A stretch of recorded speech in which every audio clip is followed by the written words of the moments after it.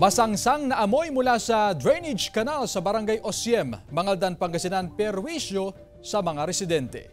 Nakatutok si CJ Turida.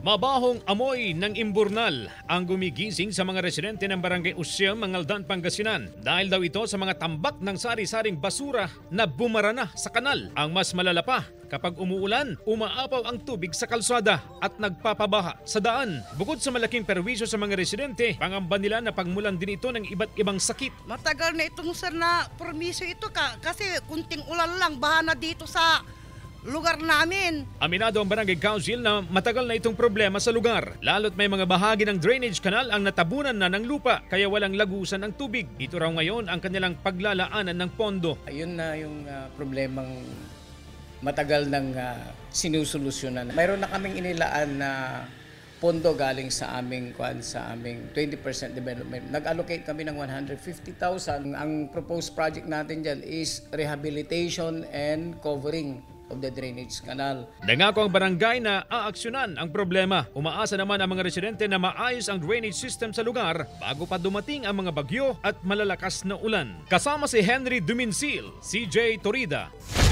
One North, Central Luzon.